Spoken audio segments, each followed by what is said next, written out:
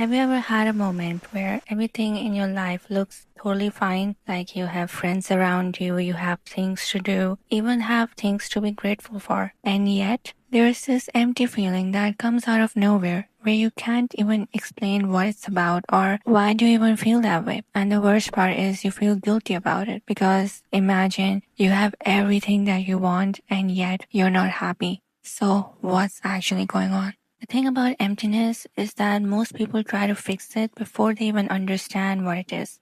They stay busy, they scroll, they eat, they make plans, they fill their life with distractions because the moment things go silent, that weird empty feeling creeps back in. But why does this happen in the first place? Honestly, it starts because most of us stopped checking in with ourselves a long time ago. Think about it. From the time we were kids, we're told what to study, how to behave, and what success is supposed to feel like. And slowly, without even realizing it, we start building a life based on what makes sense to everyone else. We pick the safe career. We say yes to things we don't want to. And then one day, you end up realizing, I have no idea what I want, not what my parents want, not what looks good on a resume, not what I'm supposed to want, but what do I actually want? This feeling of confusion within yourself, that's where the emptiness lives. Now, here's the thing what you need to know about that feeling. Emptiness isn't the opposite of happiness. It's the opposite of meaning.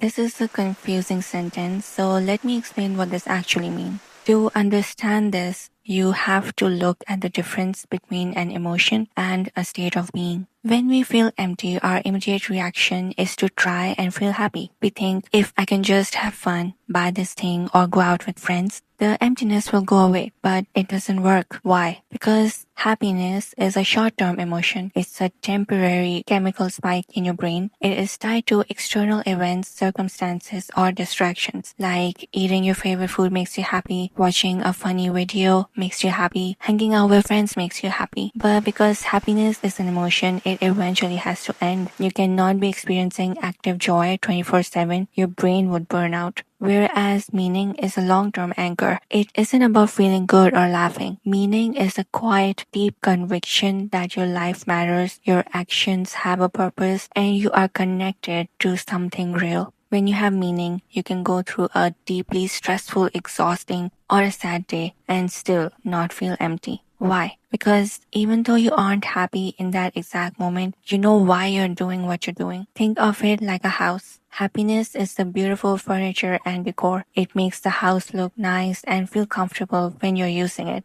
Meaning is the concrete foundation. If your house has no foundation, it doesn't matter how expensive the furniture is, the whole thing feels unstable, hollow, and ready to collapse. That is what it feels like to have happiness without meaning. We think meaning comes from achieving stuff. We tell ourselves, once I get that job, once I make this much money, or once I hit that specific milestone, I'll finally feel complete. But I'm sure you've worked incredibly hard for something, finally got it, and felt this weird crushing flatness just a few hours later. Like, is this it? Is this all there is? Psychologists actually call this the arrival fallacy. It happens because you didn't actually want the goal, you wanted the feeling of peace you thought the goal would give you. But a trophy or a title cannot fill an empty space inside you. That's because meaning doesn't come from what you get, it comes from connection. Connection to people who truly see you, connection to a purpose you genuinely care about, and most importantly, connection to a version of yourself that feels real. So what do you actually do with this?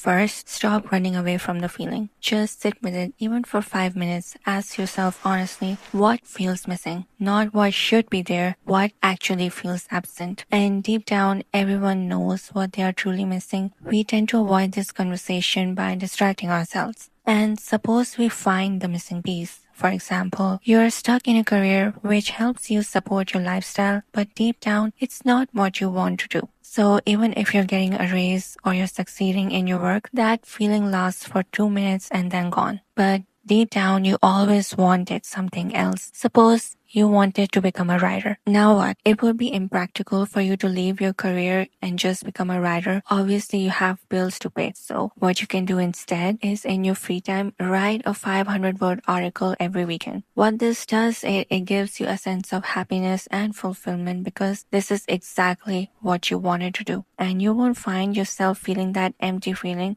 because this is what you actually wanted, and starting little by little, who knows, you'll end up becoming a writer and whoever you want to be and live the life that you truly wanted.